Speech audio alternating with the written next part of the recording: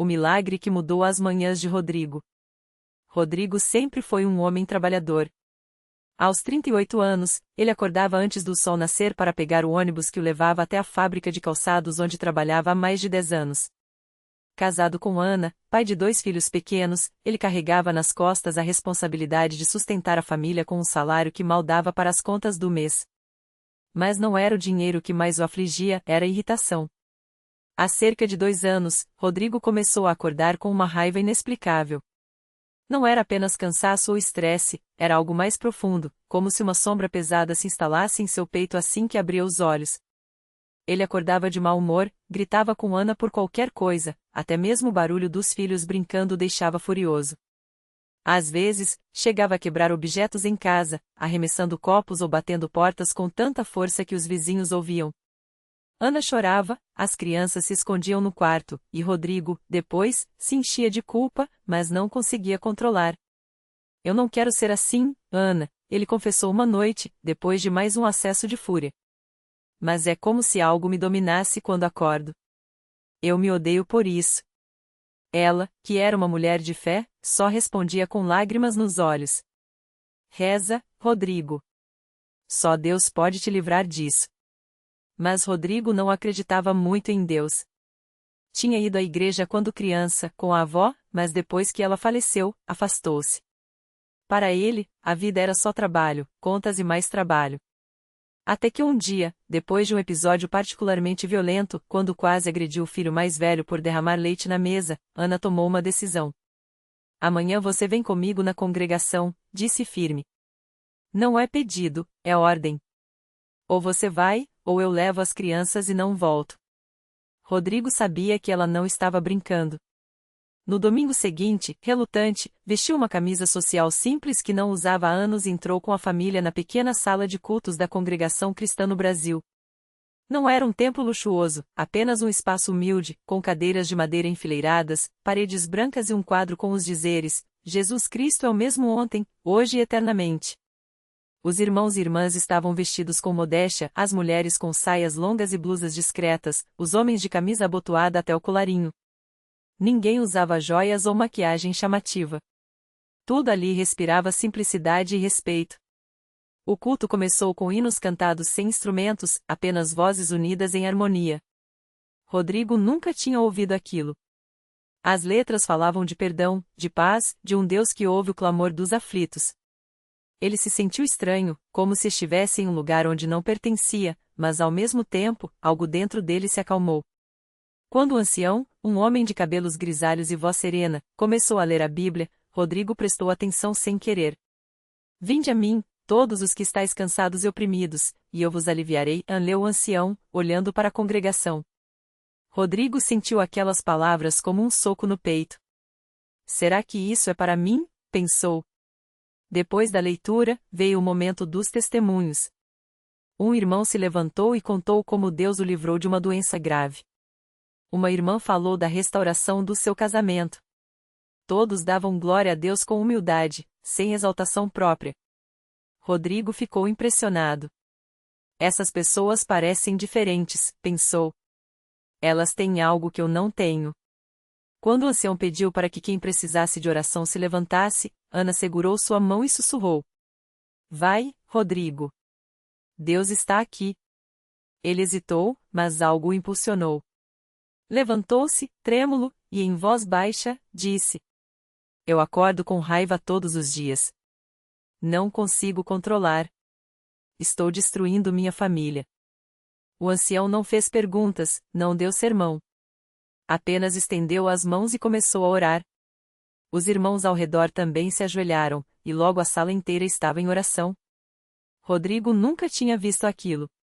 Não eram palavras bonitas ou repetitivas, eram clamores sinceros, como se cada pessoa ali estivesse intercedendo por ele como se fosse da própria família. Senhor Jesus, o ancião orou, livra este irmão desse fardo. Quebra toda a cadeia de ira em sua vida. Enche-o do teu Espírito Santo, da tua paz que excede todo entendimento. Rodrigo sentiu as lágrimas escorrerem. Não chorava havia anos. Algo dentro dele parecia estar se quebrando, como uma parede que desmorona depois de muito tempo resistindo. Quando o culto terminou, o ancião se aproximou e disse: Irmão, você precisa ser batizado.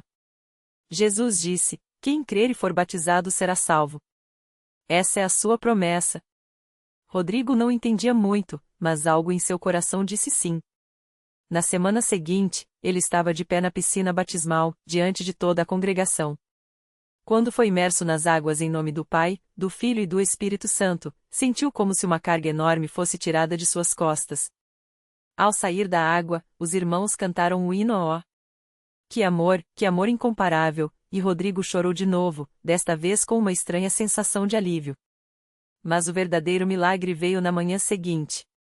Rodrigo acordou antes do sol, como sempre, mas desta vez, não houve a sombra no peito.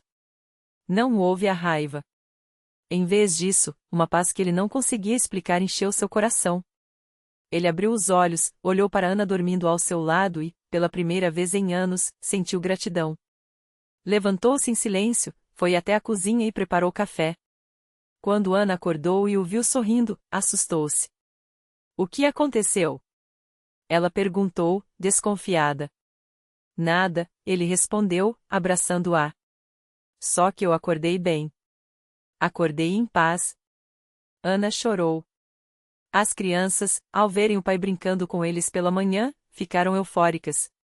Rodrigo não entendia como, mas sabia que algo tinha mudado. Não foi um processo, não foi uma luta, foi como se Deus tivesse simplesmente dito, basta, e a ira se foi. Nas semanas seguintes, Rodrigo continuou frequentando os cultos. Aprendeu a orar, a ler a Bíblia, a participar da Santa Ceia com reverência. Descobriu que a simplicidade da congregação cristã no Brasil não era falta de algo, mas a presença de algo muito maior, a presença de Deus. Não havia shows, não havia fama, não havia interesses humanos, apenas irmãos sinceros, buscando a Deus em humildade. Um domingo, durante o culto, Rodrigo se levantou para dar seu testemunho. Com voz firme, mas emocionada, contou como Deus o livrou daquela escuridão. Eu era um homem perdido, disse. Mas aqui, entre vocês, encontrei a verdade. Não é religião, não é tradição, é Jesus. E ele me curou. O ancião sorriu e acrescentou: Isso é o Evangelho, irmãos. Deus não mudou. Ele ainda opera milagres. Hoje, Rodrigo é um homem diferente. Ainda trabalha duro, ainda tem suas lutas, mas a ira não o domina mais. Sua família foi restaurada. Ele aprendeu que a verdadeira força não está em gritar, mas em se ajoelhar. E que Deus não desampara quem o busca de coração sincero. Sempre que alguém pergunta como ele sarou, Rodrigo responde com a mesma simplicidade que aprendeu na congregação. Não foi eu. Foi Jesus. E ele pode fazer o mesmo por você. A notícia do milagre na vida de Rodrigo se espalhou pela congregação como um vento suave, mas poderoso. Muitos que o conheciam de antes não acreditavam no que viam. O mesmo homem que já havia quebrado portas em acessos de raiva agora chegava cedo aos cultos para ajudar a arrumar as cadeiras, que sorria para os irmãos e até consolava os que chegavam com o coração pesado.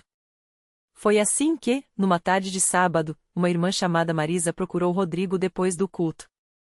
Ela chegava sempre com os olhos inchados de chorar, carregando um fardo que ninguém conseguia entender.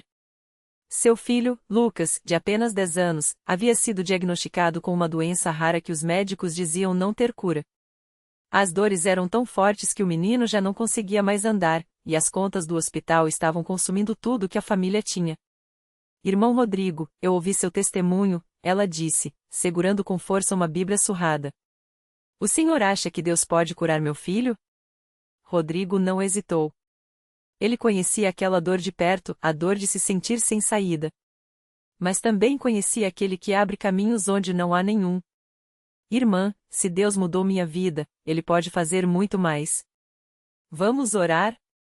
E ali mesmo, no pátio da igreja, entre o barulho das crianças brincando e o cheiro de café que vinha da cozinha, eles se ajoelharam. Rodrigo orou com a mesma fé simples que havia aprendido, sem palavras bonitas, sem dramatização, apenas clamando como um filho que sabe que o pai ouve. Senhor, o Senhor sabe a dor dessa mãe. O Senhor vê esse menino. Se é da tua vontade, estende tua mão e cura, como só tu sabes fazer. Marisa chorava, mas dessa vez eram lágrimas diferentes. Não de desespero, mas de uma esperança que começava a nascer. Naquela noite, Lucas teve uma crise tão forte que Marisa o levou correndo para o hospital. Os médicos, já acostumados com o caso, prepararam os remédios de sempre, mas algo estranho aconteceu. Enquanto a enfermeira aplicava a medicação, Lucas abriu os olhos, olhou para a mãe e disse: Mãe, minha perna não dói mais. Marisa pensou que fosse o efeito da morfina, mas quando o médico examinou o menino, seu rosto mudou. Os sinais vitais estavam normais. Os espasmos haviam cessado.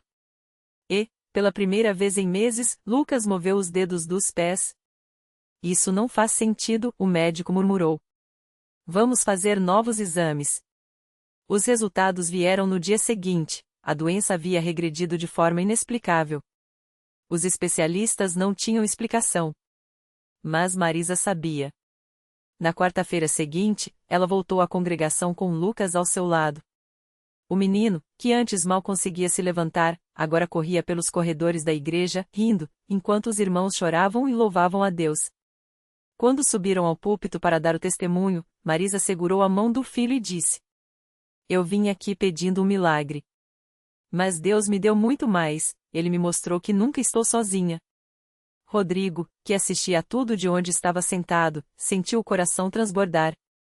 Aquilo não era coincidência. Não era sorte. Era o mesmo Deus que o havia tirado do lixo da vida agora restaurando uma criança.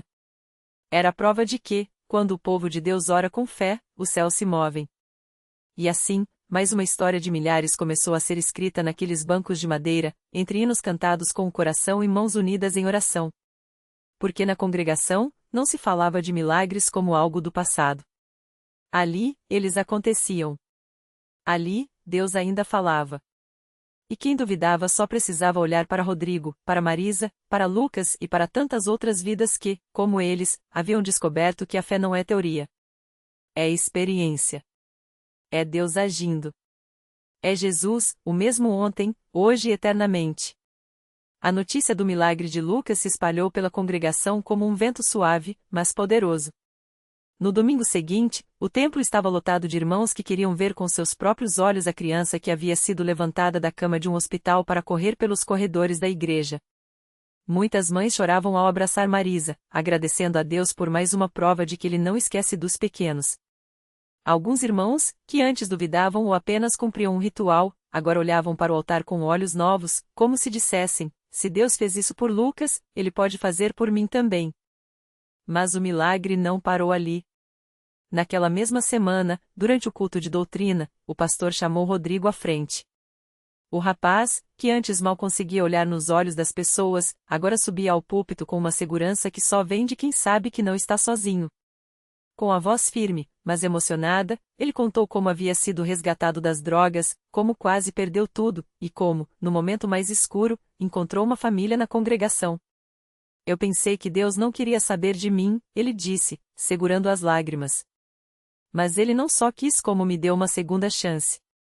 E não foi só para mim não, irmãos. Foi para minha esposa, foi pro meu filho, foi para toda a minha família. Foi então que uma irmã levantou a mão no meio da congregação. Era Dona Maria, uma senhora de cabelos brancos que há anos orava por um filho que havia se afastado da igreja. Com a voz trêmula, ela pediu: Pastor, o senhor pode orar pelo meu filho também? Ele está nas drogas, igual o irmão Rodrigo estava.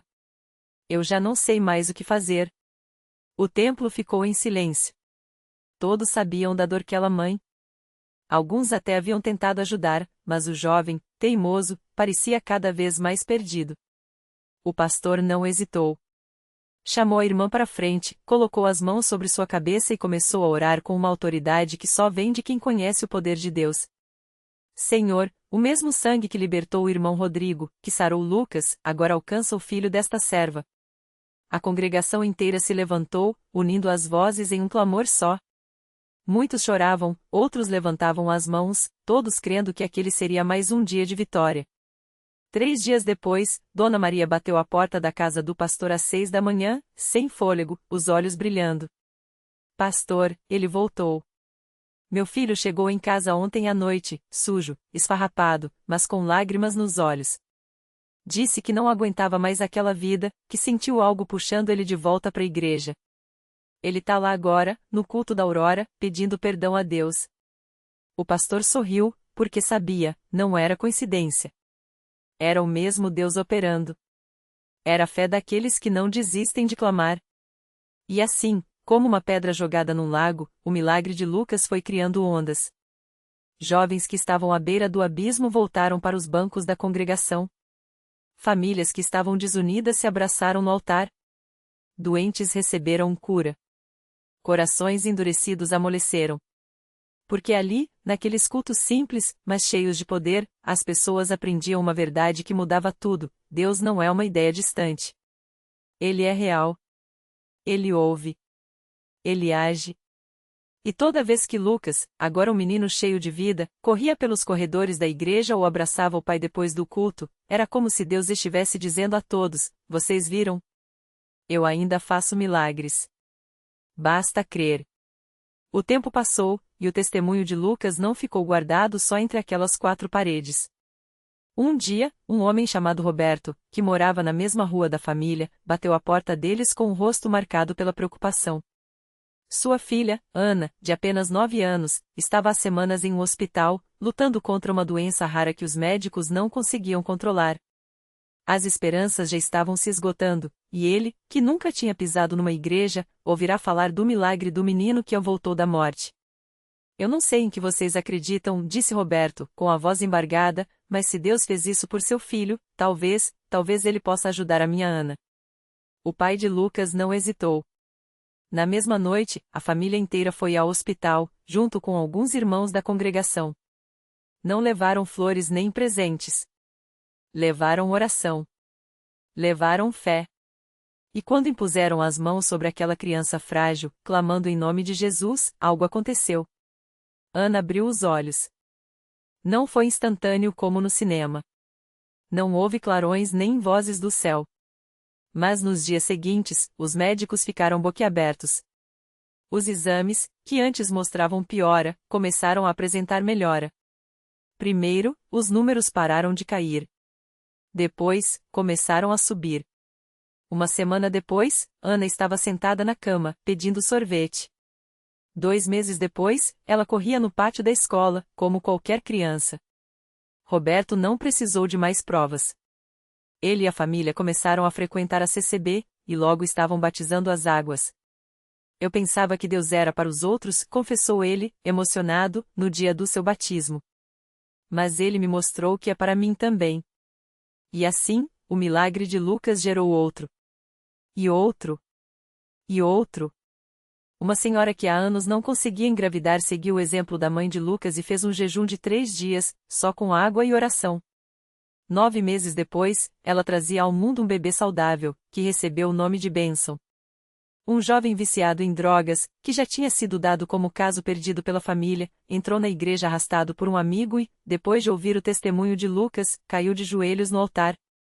Hoje, ele é um obreiro dedicado, ajudando outros a se libertarem. Até os que duvidavam começaram a perceber que havia algo diferente naquela igreja. Não eram palavras bonitas nem promessas vazias. Era poder.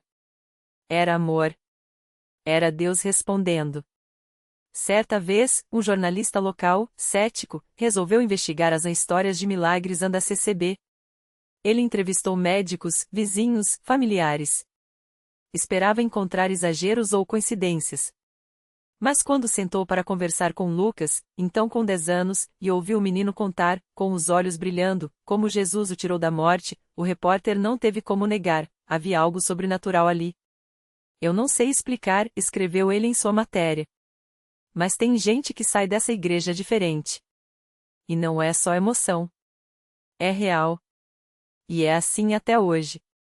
Toda vez que Lucas sobe ao púlpito para dar seu testemunho, os corações se aquecem. Toda vez que uma nova vida é transformada, a igreja inteira se enche de gratidão. Porque ali, entre hinos simples e orações sinceras, as pessoas aprendem que milagre não é coisa do passado. Não é só para os outros. É para quem crê. E Deus, fiel como sempre, continua provando: onde há fé, Ele age. Onde há um coração aberto, Ele entra. E onde há um povo que não desiste de clamar, os céus se abrem e a terra testemunha. A vida de Lucas depois daquele dia não foi um caminho de rosas, mas foi um caminho com luz. Os médicos ainda balançavam a cabeça quando viam seus exames, agora limpos, sem sequelas daquela parada cardíaca que deveria ter deixado marcas. Sua mãe, Dona Maria, guardava até hoje o laudo médico dentro da Bíblia, como um lembrete de que Deus não só salva, como restaura. Mas o maior milagre não foi só o corpo sarado. Foi o menino que, antes tímido e assustado, agora falava de Jesus com uma coragem que deixava até os adultos admirados. Lucas não perdia uma reunião na CCB. Se tivesse que ir a pé sob chuva, ia. Se tivesse que ajudar a limpar o templo antes do culto, estava lá com seu paninho e seu sorriso. E toda vez que algum visitante chegava com o coração pesado, ele se aproximava, como se soubesse exatamente quem precisava de uma palavra. Tio, o senhor acha que Deus ainda faz milagre?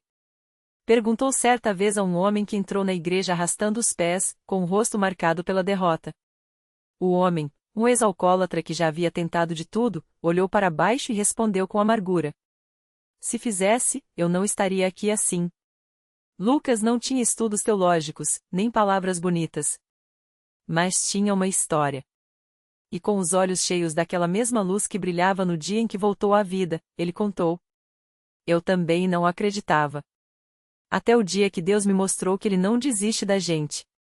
O Senhor só precisa deixar Ele te abraçar. O homem não chorou na hora. Mas naquela noite, enquanto o coro cantava Deus é fiel, Ele não muda, ele se ajoelhou no chão de cimento da igreja e, pela primeira vez em anos, sentiu algo estalar dentro do peito. Não foi um som, não foi uma dor. Foi como se uma corrente se partisse. E quando levantou, as lágrimas finalmente vieram não de tristeza, mas de alívio. Anos se passaram, e Lucas cresceu. Virou jovem, arrumou um trabalho honesto, casou-se com uma moça da igreja que também tinha uma história de superação. Mas ele nunca esqueceu o dia em que Deus o tirou do vale da sombra da morte. E toda vez que alguém novo chegava a CCB com dúvidas, ele estava lá para dizer, eu sei como é duvidar. Mas eu também sei como é ser tocado por Deus. E assim, a igreja continuava sendo um lugar onde o impossível se tornava possível. Onde mães oravam por filhos rebeldes e os viam voltar para casa transformados. Onde casais à beira do divórcio se reconciliavam depois de uma noite de oração. Onde jovens viciados largavam as drogas como se tivessem sido arrancados de um pesadelo. Não era magia. Não era coincidência. Era a mesma fé que moveu a mão de Deus no dia em que um menino de 10 anos abriu os olhos no colo da mãe e soube, sem sombra de dúvida, que havia um propósito para sua vida. Porque na CCB, as pessoas aprendiam que milagre não é só curar o corpo. É curar a alma. É dar esperança onde não havia mais. É fazer um homem que estava morto em delitos e pecados levantar-se como uma nova criatura. E cada vida transformada era como uma pedra jogada num lago, criando ondas que alcançavam muito além daqueles muros simples. Até hoje, quando Lucas sobe ao púlpito e conta sua história, há sempre alguém na plateia que sente o coração arder. Alguém que pensa, se Deus fez isso por ele, pode fazer por mim. E é assim que a fé se espalha, não por palavras bonitas, mas por vidas que provam que Deus ainda fala. Ainda age. Ainda ama. Porque onde há um povo que crê, os céus não ficam mudos. E onde há corações dispostos, Deus sempre encontra um jeito de mostrar que Ele está vivo. E que seu amor é mais forte que a morte. O último toque do milagre. Anos depois, Lucas voltou àquela pequena igreja de paredes descascadas, onde tudo havia começado. Desta vez, não como um homem quebrado, mas como testemunha viva de que Deus escreve finais diferentes. Ao seu lado, estava Mateus, o jovem que, anos atrás, ouvirá sua história e pensara, se Deus fez isso por ele, pode fazer por mim. Agora, Mateus era pastor, e suas mãos, outrora trêmulas de vícios, seguiam as páginas da Bíblia com firmeza. Naquele culto, um homem chamado João chorava no último banco. Ele carregava uma culpa que julgava incurável, uma dor que nem o tempo apaziguara. Quando Lucas olhou nos olhos e disse, Deus não nos salva porque merecemos, mas porque Ele é bom, algo em João se quebrou. Não foi um raio, nem uma voz do céu. Foi o silêncio de um Deus que, há muito, esperava por aquele sim. Naquela noite, João se ajoelhou. E quando se levantou, não era mais o mesmo. A reflexão que fica. Milagres não são só relâmpagos no deserto. Às vezes, são sementes plantadas em terra árida, que demoram a brotar, mas brotam. Deus não precisa de multidões e Ele escolhe corações. Um Lucas que se rende. Um Mateus que ouve. Um João que ousa acreditar. E assim, o impossível se torna história. A lição. A fé não é a certeza de que Deus agirá como queremos, mas a confiança de que Ele age como deve. E quando menos esperamos, Ele nos mostra: a redenção não é um evento, é um processo. Começa com um suspiro de rendição e termina com uma vida que, como onda no lago, toca outras vidas. Porque Deus não muda circunstâncias apenas, e Ele muda pessoas. E pessoas mudam o mundo. E o milagre continua. Sempre.